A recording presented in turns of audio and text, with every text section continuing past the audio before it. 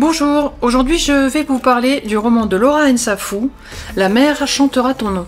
C'est l'histoire d'une jeune femme qui est envoyée par son père chez la tante Emilia qui réside sur l'île de Gorée au large des côtes du Sénégal face à Dakar. Elle y fait la connaissance de Salif, un pêcheur séduisant mais qui ne lui donne plus de nouvelles. Survient alors une série de meurtres avec des corps échoués sur le sable dont les poumons sont emplis d'une algue qui habituellement n'éclore pas sur les cadavres.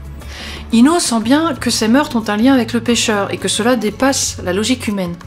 Ces événements réveillent en elle une soif de connaître ses réelles origines, ce qui l'amènera à découvrir le monde invisible où elle se reconnaît. Ino va être constamment partagée entre sa part humaine et cet appel du monde invisible où elle découvre la puissance de ses pouvoirs.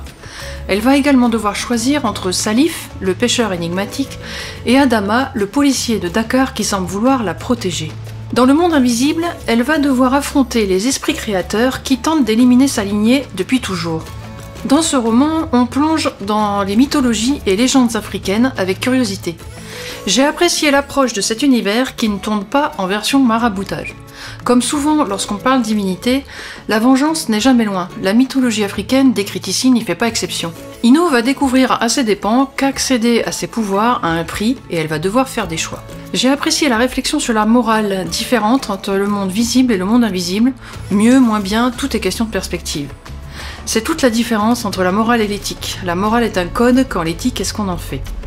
C'est un très bon roman qui nous dépayse par le lieu mais également par l'imaginaire qu'il impose.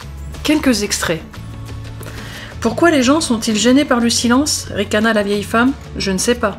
C'est parce qu'ils ont peur de ce qu'il renvoie, peur du silence d'une maison vide, preuve de leur solitude, ou de celui de l'esprit face à la petitesse de leur vie dans un monde immense.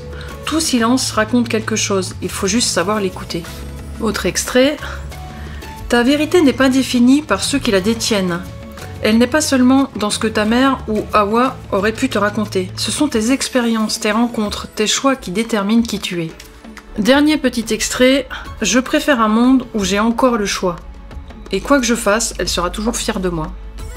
Je vous le conseille. La mer chantera ton nom de Laura Nsafou.